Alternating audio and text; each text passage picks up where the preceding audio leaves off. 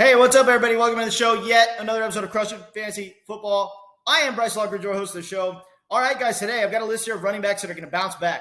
These guys are guys that you spent high draft capital in, and you're probably a little bit disappointed with them, but I have very good reason to believe that every player I have on this list is going to bounce back, and they're still going to be an elite running back in the 2022 fantasy football season. So don't try to trade them right now or get rid of them. Be patient with these guys. They are still going to give you monster fantasy production, and they're still going to be league-winning players. So I'm going to get right into it with the first player on my list, and that is Joe Mixon. Now, this is a guy who has seen 82 carries. This is second in the NFL. He has 17 red zone touches, so he's getting all the high-value touches. This is first in the NFL. He's run 96 routes.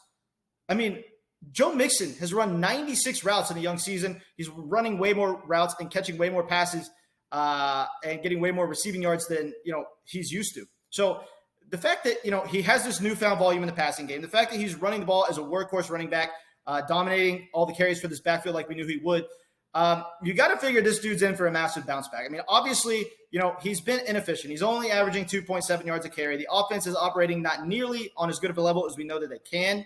So, it's been a little bit disappointing as far as the overall fantasy output for pretty much everybody on the Bengals. But this is going to turn around. They have way too much offensive firepower to not be a great offense, led by T. Higgins, Jamar Chase, and Tyler Boyd in the receiving game. This offense will be good. They will bounce back. As the offense gets more efficient, Joe Mixon will get more efficient. Look for the yards per carry to still be somewhere around 4.2 to 4.5 yards a carry on this season. I still think he's going to run the ball very efficiently.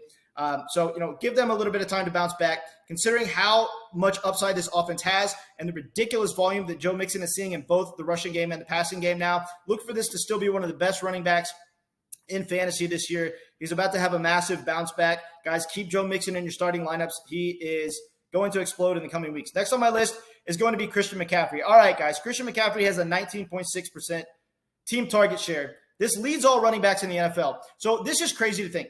Christian McCaffrey is technically seeing less passing volume than he's used to, and he is still leading the NFL among running backs in overall target share. This is crazy. This just shows how much passing volume we're expecting from Christian McCaffrey. All right. He finally had that last game where he was just an absolute target hog out of the backfield. He had 9 targets and 9 receptions. This was a big reason for his awesome fantasy performance. He finally started catching passes like we know that he can do. It looks like this offense is kind of figuring out, hey, we're going to have to get our best playmaker the ball and use him in the way that he's used to dominating, which is catching passes out of the backfield, if we want to be a good offense. The offense has struggled to start the season. They're starting to feed their best playmaker more. Obviously, the carries were down a little bit this last game for Christian McCaffrey, but who cares if he's seeing 9 targets out of the backfield? That's what I want to see from Christian McCaffrey. I want to see 7+ targets a game, and if he sees that passing volume, I would be very surprised if he was not a top 3 running back in fantasy this year. It looks like they're leaning in the direction of making him a target hog again. This is a very good sign for Christian McCaffrey. Look for the increased passing volume to lead to a massive bounce back for Christian McCaffrey. He does have 138 receiving yards already in the young season. This is 3rd in the NFL, considering the fact that his passing volume's been down, and he's still 3rd in the NFL in receiving yards. It shows you how elite of a pass-catching back this guy is. That, combined with his awesome yards per carry efficiency that he always has, look for Christian McCaffrey to bounce back and still be one of the best running backs in fantasy this year. Next player on my list here is going to be Leonard Fournette. Now, this is a guy in a Tampa Bay Tom Brady-led offense that has struggled with his efficiency in the young season, only 3.7 yards a carry. But there are some very good signs here. He has a 78% snap share. This is 3rd in the NFL. He's run 92 routes. This is 4th in the NFL. So he's being used in both phases of the game quite a bit. Obviously, he didn't run the ball that much in his pass game, but he's getting healthy carry count. He's seeing a lot of targets out of the backfield. He's being used as a true 3-down back.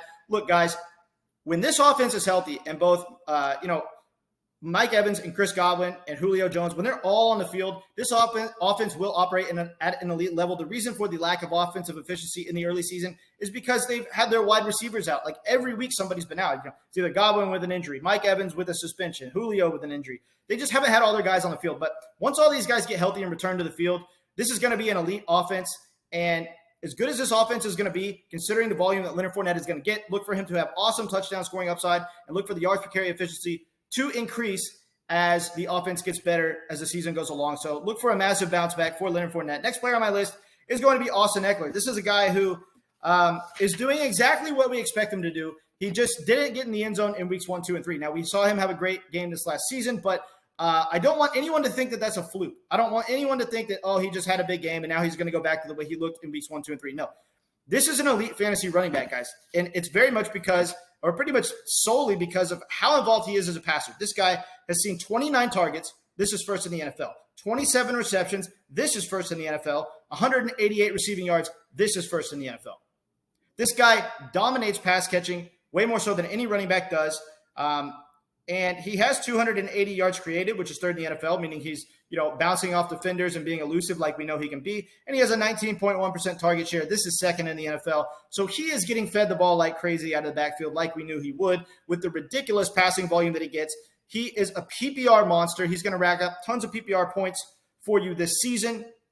And look for him to bounce back and still be one of the best running backs in fantasy. We know that he also gets used heavily in the red zone, so he has high touchdown upside. So considering the fact that he's on an offense that's loaded with offensive weapons that's going to lead the league and be up there in pace of play and points scored, look for Austin Ekeler to have some ridiculous fantasy upside this year. He's going to bounce back, and he's going to be great this year. Next player and final player I have here on my list is Kareem Hunt. Now, Kareem Hunt has 14 red zone touches on the early season.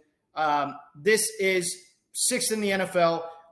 So, when you look at the red zone usage that Kareem Hunt has, and you look at the red zone usage that Nick Chubb has, Nick Chubb only has 2 more red zone touches on the year than Kareem Hunt. So considering the fact that they're touching the ball equally when in the red zone, the fact that Nick Chubb has 5 touchdowns and Kareem Hunt only has 2 is very fluky. These guys are going to be neck and neck this year as far as who scores more touchdowns. In fact, if Kareem Hunt ended the season scoring more touchdowns than Nick Chubb, I wouldn't be all that surprised considering the fact that they have a very equal opportunity share when in the red zone. Okay, to add to this, Kareem Hunt only has a 10.6% target share. That is way lower than we're used to him having, and it's because the Browns have been playing with the lead so much. Once the Browns are in games where they're actually playing from behind, and they will be. They're a good team, but they're not that good. They will be in games where they're playing from behind. Look for Kareem Hunt to have a significantly increased target share in those games. So look for him to have a target share of more like 13, 14% in this backfield as opposed to 10%, meaning he's going to catch a lot more passes for you, provide more PPR upside in the coming weeks. And we know that a touchdown explosion is coming for Kareem Hunt because he gets peppered with red zone touches and has not scored a touchdown in 3 weeks. We know that these things even themselves out over time. If you're getting a ridiculous amount of red zone touches, you will over time score a ridiculous amount of touchdowns. The fact that he hasn't scored a touchdown in 3 weeks and he's getting this many red zone touches leads me to believe that he is extremely likely to have a plethora of touchdowns coming his way in the very near coming weeks. So expect Kareem Hunt to explode in the coming weeks and be a massive bounce back player on the season. All right, guys, I appreciate you tuning into my video. Those are my bounce back running backs. Appreciate you. Catch you later.